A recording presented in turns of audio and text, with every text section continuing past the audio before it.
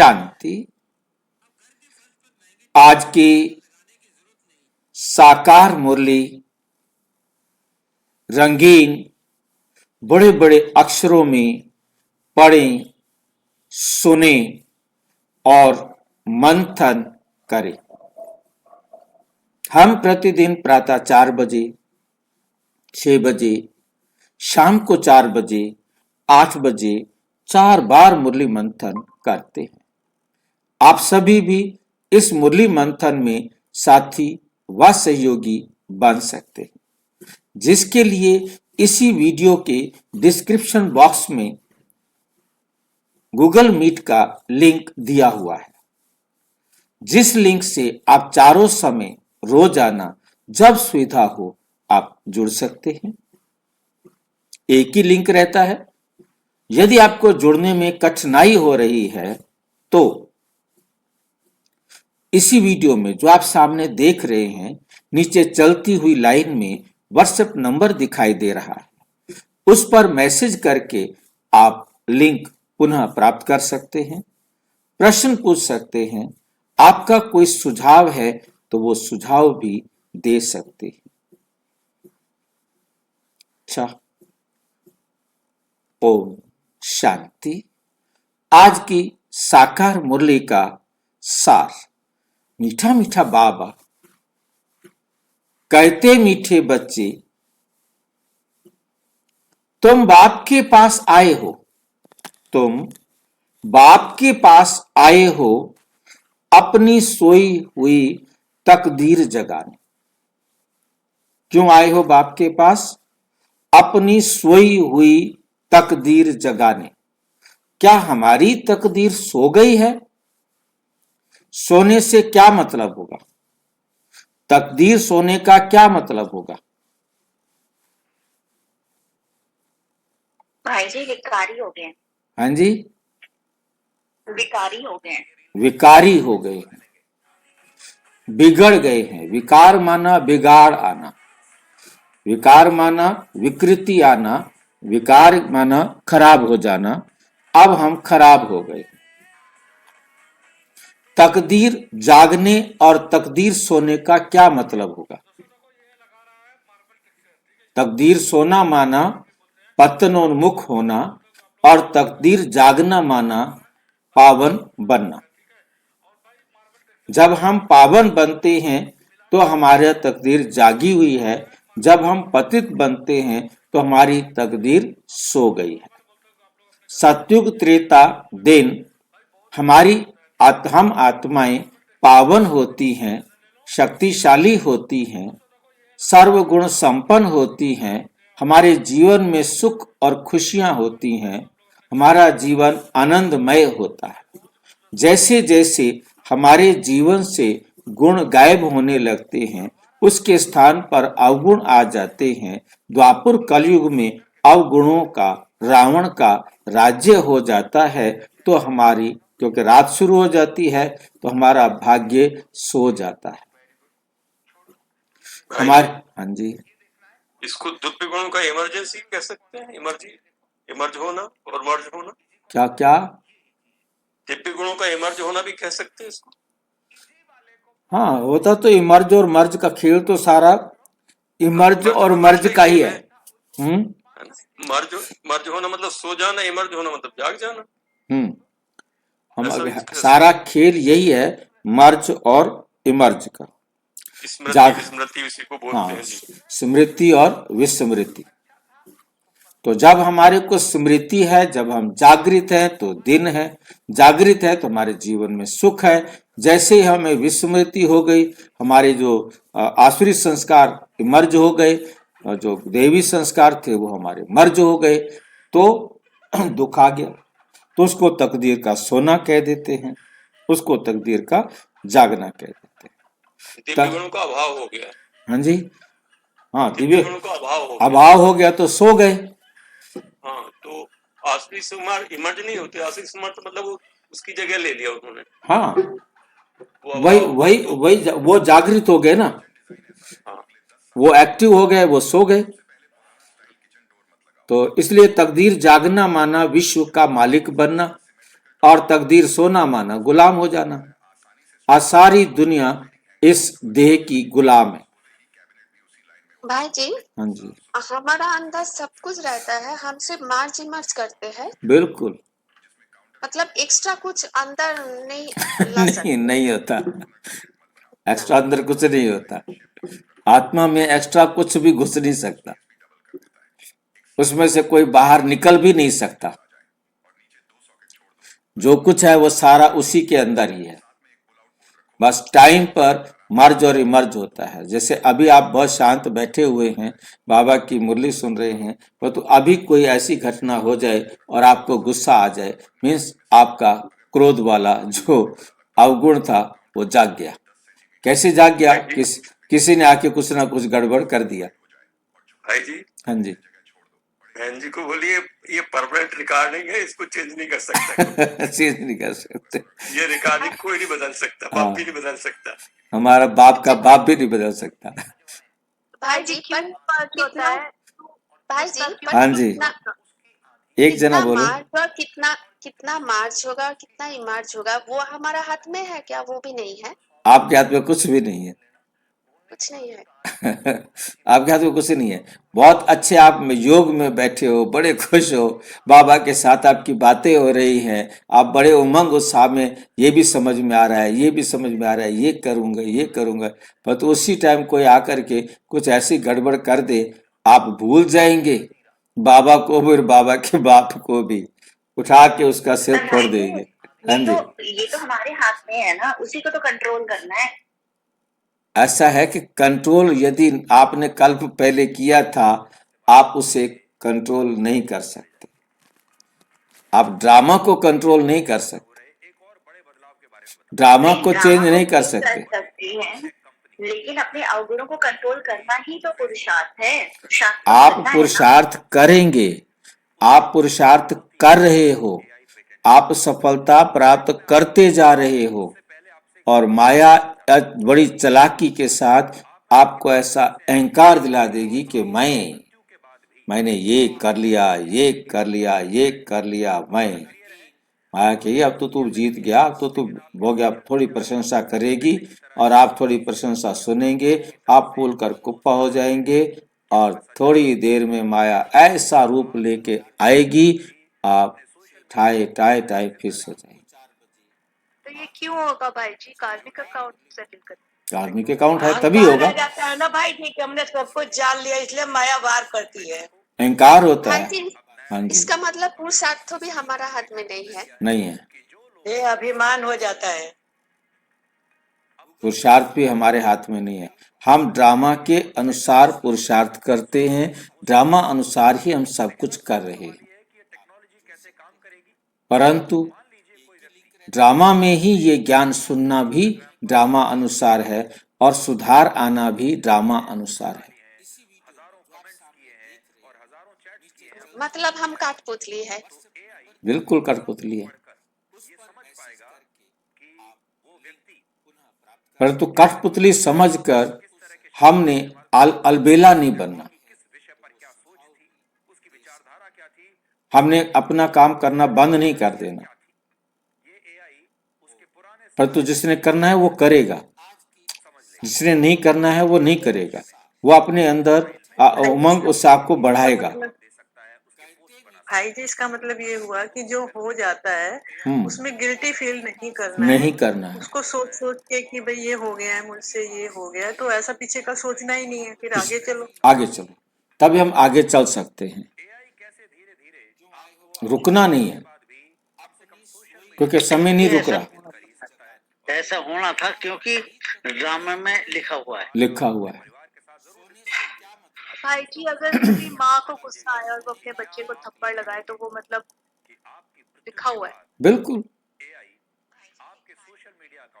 जो कुछ भी आपने किया वो ड्रामा में होना था। होनी होकर रहे, अनहोनी ना होए। कभी भी अनहोनी नहीं होती। नहीं, पर ये तो माँ के ऊपर है ना कि वो अपने बच्चे को कैसे हैंडल करे, वो लगाए थप्पड़ या ना लगाए। उस बच्चे ने माँ को थप्पड़ मारा हुआ है, अब वो हिसाब बराबर करेगी कि नहीं करेगी? और ड्रामा में एक्यूरेट टाइम फिक्स है कि उस टाइम आपने हिसाब बनाना है और उस टाइम बराबर करना है। ड्रामा में न्याय है ना, ड्रामा कल्याणकारी है, न्यायकारी है, वो कोई गलती नहीं करेगा और रोकेगा भी नहीं। फिर वो बेइज्जती महसूस नहीं करनी है भाई जी को। कुछ भी महसूस नहीं करना, जो बीत गया अब मेरे हाथ में यही नहीं तो है। माया है, आप उसको बच्चा समझ रहे हो अपना। ज्ञान में ये इस तरीके से माया आती है कि अब हमें फिर करने की क्या जरूरत है। गलत हो रहा है, मैं थोड़ा कर रहा हूँ, ड्रामा में हो रहा है, मैं क्या कर सकता हूँ, मेरे हाथ में तो है ही नहीं। नहीं, आपके हाथ में है, आप चेंज नहीं कर सकते, परंतु अच्छे थॉट रखकर अपना भाग्य अपने हाथ में बना सकते हैं, फिक्स कर सकते हैं। करने के बाद आपने ड्रामा शब्द यूज करना है, करने से पहले नहीं। नहीं तो बहुत सारे भाई कहते फिर हमें क्या जरूरत है ब्रह्मा कुमारीज में आने की, जब होना अपने आप है। मैंने ब्रह्मा कुमारीज में आना होगा तो आ जाऊंगा, मैंने बनना होगा राजा तो मैं बन जाऊंगा, नहीं बनना है तो नहीं बनूंगा। मुझे टेंशन लेने की क्या जरूरत है, फिर तो सारा कुछ छोड़ करके एक तरफ बैठ जाएंगे। ये तो ठीक ही बात है ना। तो इसलिए हमें अपनी तरफ से एफर्ट्स बेस्ट से बेस्ट करने हैं, अपने भाग्य को बनाना है, अपने भाग्य को सुलाना नहीं। मतलब सिर्फ बाप जो कहते हैं चुपचाप सुनते जाओ, करते जाओ और कोई हाँ चिंता नहीं। बस, हमें सोचने की जरूरत क्या है, उससे अच्छा कोई है सोचने वाला? शिव बाबा से अच्छा कोई है जो हमारा भला सोच सकता हो?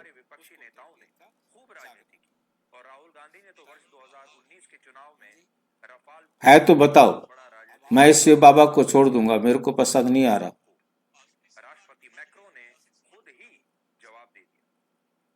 कोई है शिव बाबा से अच्छा?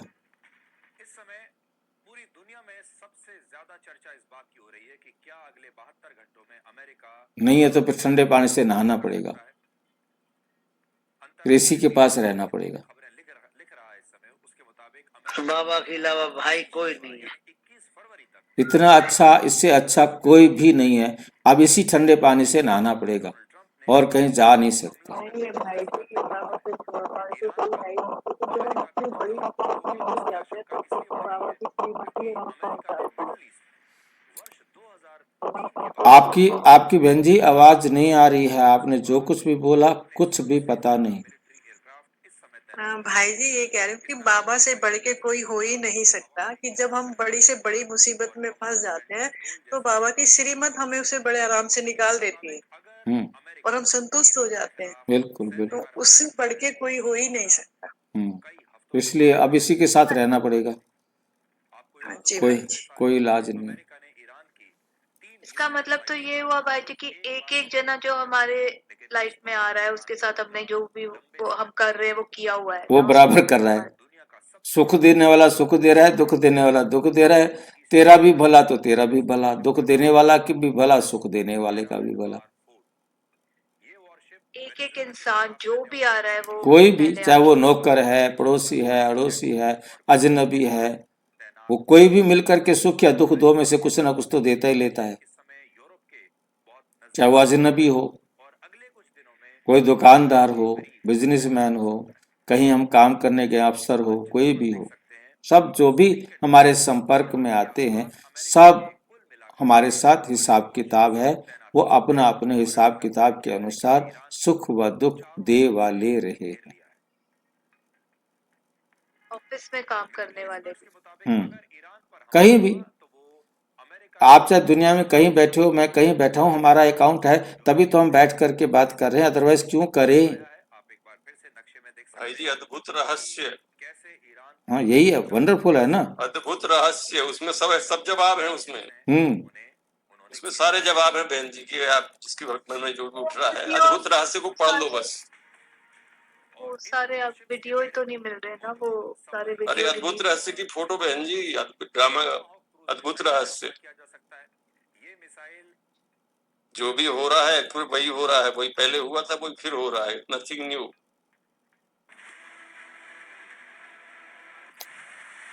सिर्फ बैठकर खुद को समझाना है और कुछ नहीं।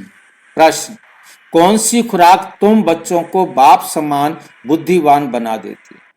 कौन सी खुराक है? खुराक किसे कहते हैं? भाई जी बुद्धि के खुराक कहते हैं, बुद्धि की खुराक। पहले मैंने क्वेश्चन पूछता हूं, उसको ध्यान से सुना करो। खुराक किसे कहते हैं? कौन सी खुराक? खुराक, मैं सिर्फ खुराक शब्द पूछ रहा हूँ। खुराक क्या भला होती है? खुराक होता है भाई जी जो पढ़ाई पढ़ते इसको बाबा खुराक यहाँ लिया है बहन जी, खुराक कहा जाता है भोजन है को, ना। डोज को। खुराक को खाना दवाई, कहा जाता है। दवाई की जो है ना एक खुराक, दवाई की एक जी। गोली भी एक खुराक है। यदि एक कप में कितना चम्मच लेकर, 2 चम्मच लेकर पीना है, वो भी एक खुराक है। भोजन भी खुराक है। जी। एक्चुअल शब्द है भोजन। हाँ जी, दवाई को भी खुराक कहते हैं और भोजन को भी खुराक कहते हैं। मतलब खाने खाने को खुराक कहा जाता है। जो एक टाइम में खाया जाए उस भोजन को भोजन है तो भी उसे खुराक कहेंगे, दूध है तो भी उसे खुराक कहेंगे, पानी है तो उसे भी खुराक कहेंगे, और दवाई है तो उसे भी खुराक कहेंगे, जो एक टाइम में खानी है। हिंदी में मात्रा कहेंगे, उर्दू का शब्द हाँ, है खुराक, खुराक। और अंग्रेजी का डोज। डोज, ठीक है। इतना मतलब आपने एक टाइम में इतनी मात्रा पानी पीना है, इतना मात्रा दूध लेना है, इतनी टाइम। तो कौन सी खुराक, मतलब ऐसी कौन सी मात्रा है एक टाइम में हम लें, स्वीकार करें? वो कैसी भी हो सकती है, लिक्विड हो सकती है, सॉलिड भी हो सकती है, कैसी भी हो सकती है। तुम बच्चों को बाप समान बुद्धिवान बना देती है, मतलब भाई ज्ञान जी, की भी। खुराक और हाँ जी, बोलो। भाई जी, खुराक और भोजन क्या एक है या अलग है? मतलब हाँ, खुराक। पढ़ाई की खुराक है भाई जी। हाँ बाबा जी पढ़ाई के बारे में बात कर रहे हैं। बहन जी, आपकी सुई जहां अटकी हुई है वहां अटकी रहे, मुझे उससे कोई नहीं मतलब, रिपीट नहीं करे। मतलब कहने का मतलब यह है, खुराक का मतलब है एक टाइम में कितना आपको लेना है, मात्रा। मैं जैसे आपको भाई एक बच्चे को 1 गिलास दूध जो है ना रात को देना चाहिए, वो उसकी खुराक है। या आपको डॉक्टर ने कहा है कि 2 गोलियां खानी है, तो ये आपकी खुराक है। डॉक्टर ने एक पुड़िया बना के दी है कि ये 4 पुड़ियां हैं, एक खुराक सवेरे खाना, एक दोपहर को खाना, एक शाम को खाना, एक रात को सोने से पहले खा लेना। तो इस प्रकार से उसे खुराक बोला जाता है। वो कोई भी चीज हो सकती है, वो दवाई भी हो सकती है, वो खाने की चीज भी हो सकती है, वो पढ़ने की भी खुराक होती है। क्या आप इतनी मात्रा में, आप जैसे हमारे स्कूल का पीरियड होता है 40 मिनट का, कि 40 मिनट के अंदर 40 मिनट से ज्यादा बच्चों का सिर ना खाया जाए। अदरवाइज उनको जितना भी बताएंगे वो उससे ऊपर से चला जाएगा। इसलिए 40 मिनट का पीरियड रखा जाता है। बड़े बच्चों का 1 घंटे का पीरियड रखा जाता है, क्या अब उनके पास सुनने की क्षमता ज्यादा है। और छोटे बच्चों का पीरियड उनकी सुविधा के अनुसार देखा जाता है कि इस टाइम इनको ये कराया जाए, इस टाइम ये कराया जाए, अब बच्चों का मूड ये है, उनको ख्याल करके। तो खुराक का मतलब है एक ऐसा एक समय पर दी जाने वाली मात्रा। क्या चीज भी हो सकती है, वो दवाई भी हो सकती है, जो भी चीज हो सकती है, ज्ञान भी हो सकता है, सब खुराक है। तो यहां बाबा बुद्धि की खुराक, मतलब बुद्धि को रोजाना जो ज्ञान बाबा देते हैं, रोजाना बाबा एक 4 पेज की मुरली भेजते हैं ना, इसे 20 पेज की मुरली क्यों नहीं भेज देते? ये खुराक है, 4 पेज ही काफी है। 4 पेज से ज्यादा समझ में नहीं आएंगे। 4 पेज से ज्यादा जाते ही हमारे बातें सिर के ऊपर से जाने लगेंगी।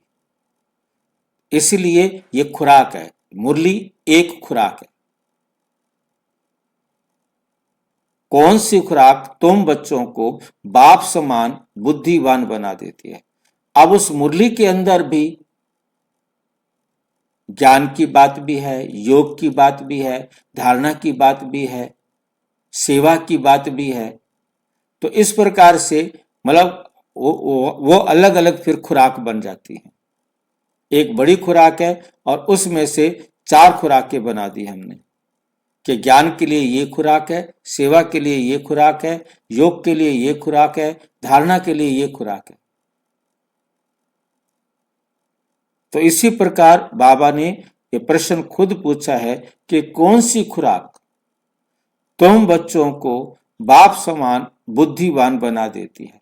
मतलब बाबा ने जो इतनी सारी इतने समय से ज्ञान की खुराकें दी हैं, उनमें से कौन सी खुराक ऐसी है जो आपको मिल जाए तो आप बुद्धिवान बन सकते हो, बुद्धिवान बन सकते हो, आलस अलबेलापन आपका निकल सकता है। रोज रोज पढ़ाई पढ़ेंगे भाई जी तो बाप समान बनेंगे।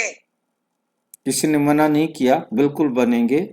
बात खुराक की हो रही है, खुराक को बहुत अच्छी तरह से समझना है कि कौन सी खुराक, वो खुराक हमारे आंसर में ढूंढनी है। ये पढ़ाई है, तुम बच्चों के बुद्धि की खुराक। ये रोजाना जो बाबा हमें मुरली दे रहे हैं, ये खुराक है। ये मुरली जो है ना, ये खुराक है। अब इस खुराक को कितना हम अच्छी तरह खाते हैं। जो रोज पढ़ाई पढ़ते हैं, जो रोज पढ़ाई पढ़ते हैं, रोजाना खुराक खाते हैं, अर्थात इस खुराक को लेते हैं। अब पढ़ने का मतलब पढ़ तो लिया, खुराक खाई नहीं, चबाई नहीं, उसे हजम नहीं किया, तो क्या फायदा होगा। खुराक के लिए जो विधि बाबा हमें बताते हैं कि मुरली को पढ़ो, मेन पॉइंट्स बुद्धि में नोट करो, कॉपी में नोट करो, फिर दोबारा रिवाइज करो, बैठकर अपने आप को मन मना भाव करो, बैठकर उसे समझाओ, तो ये सारी बातें हम जब अप्लाई करेंगे तब तो वो हमारे को लगेगी, तब तो हमारी बुद्धि पावरफुल होगी, तभी तो हम जीत सकेंगे, तब हम आगे निकल सकेंगे।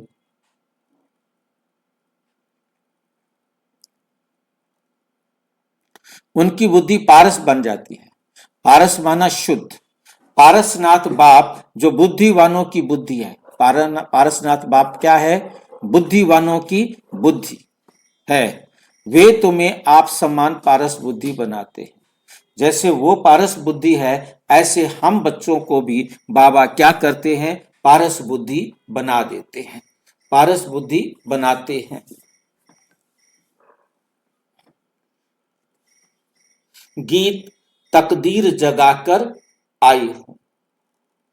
ओम शांति। गीत की लाइन सुनकर के भी मीठे मीठे बच्चों के रोमांच खड़े हो जाने चाहिए। तकदीर जगाकर आई हूं माना मुझे इस कॉलेज में एडमिशन मिल गया है, मुझे पढ़ाने वाला भगवान मिल गया है, जिसकी एक झलक देखने को दुनिया तरसती है, जिस कोर्स में एडमिशन लेने के लिए दुनिया तरसती है, मुझे उसमें एडमिशन मिल गया है। इससे बड़ा भाग्य मेरा क्या होगा? एडमिशन मिलने पर बधाई दी जाती है, आपको इस कोर्स में एडमिशन मिल गया। वो कोर्स तो इस संसार के लिए क्षणिक होते हैं, और ये कोर्स है जो हमारा भविष्य बनाने वाला है, पूरे कल्प का श्रेष्ठ भाग्य लिखने की विधि सिखाने वाला है। इससे बढ़िया यूनिवर्सिटी कोई दुनिया में ना थी, ना है, ना होगी। इस वंडरफुल यूनिवर्सिटी में हमें एडमिशन मिल गया है। कभी सपने में भी नहीं सोचा था कि भगवान हमें पढ़ाएगा, ऐसे कोर्स के अंदर हमें एडमिशन मिल गया है, जो भगवान हमें रोजाना 24 घंटे पढ़ाने के लिए तैयार बैठा है। हम ही नखरे करते हैं, क्या करें, टाइम नहीं है। बाबा कहते जितनी बार तुम मेरे पास पढ़ने आओ, मैं बैठा हूं, हाजिर हूं मैं।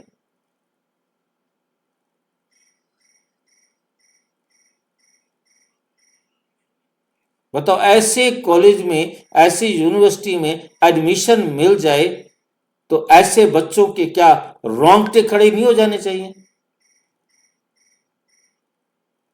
क्या किसी के रोंगटे खड़े हुए? नहीं हुए तो उसे खुशी नहीं मिली, उसे पता ही नहीं इस यूनिवर्सिटी के एडमिशन की।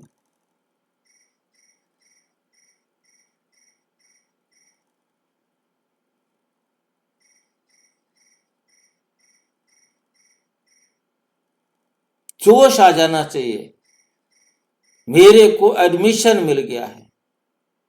और रोज जोश आना चाहिए, आज बाबा ने मुझे ये समझा दिया, ये आज समझ में आ गई बात, ये आज हमें नई बात आज बाबा ने समझाई है। जब कुछ नई बात प्राप्त हुई है, और फिर हमने उसे बैठकर अपने आप में समझाया है, अपने जीवन का उसे हिस्सा बनाया है, तब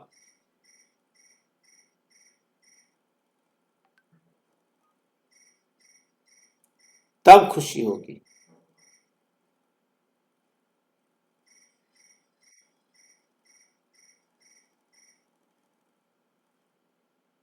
तब रोंगटे खड़े होंगे। है तो कॉमन गीत, यह है तो कॉमन गीत, तकदीर जगा के आई हूं, परंतु इनका सार, बाबा कह रहे ये गीत तो कॉमन है, परंतु इनका सार और कोई नहीं जानता। वो दुनिया वाले गीत जिन्होंने बनाया उनको भी शायद पता नहीं होगा कि कौन सी तकदीर जगा के आए हैं। ऐसी तकदीर उस गीत बनाने वाले को भी समझ में नहीं आई होगी कि मैं ये गीत लिख रहा हूं और ये किनको जाकर के काम आएगा, और कोई नहीं जानते। बाप ही आकर गीत शास्त्र आदि का अर्थ समझाते हैं। मीठे मीठे बच्चे ये भी जानते हैं कि कलयुग में सबकी तकदीर सोई हुई है।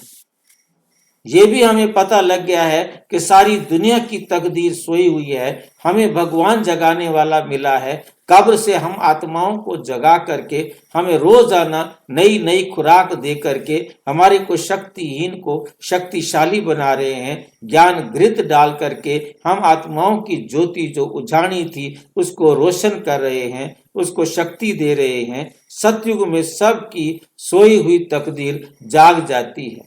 जो अब अपने आप को जगाते हैं उनकी तकदीर जाग जाती है।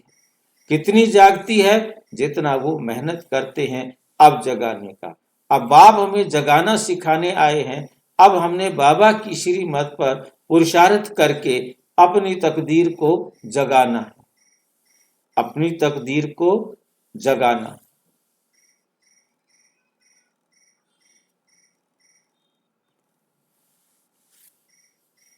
सोई हुई तकदीर को जगाने वाला और श्रीमत देने वाला अथवा तदबीर बनाने वाला एक ही बाप है।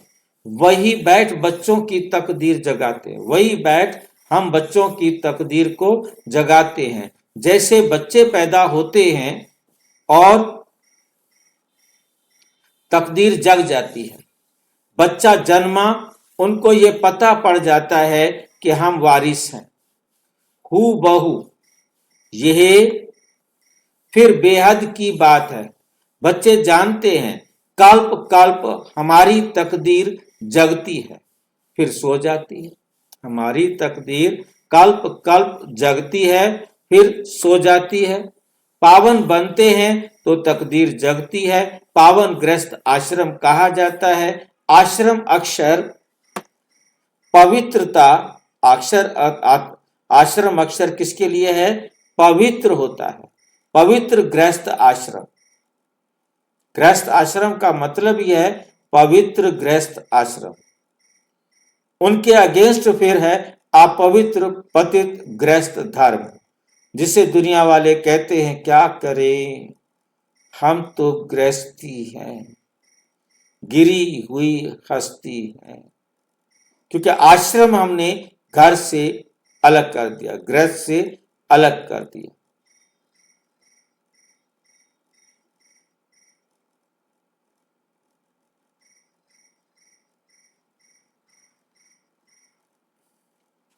फिर अपवित्र पतित गृहस्थ धर्म।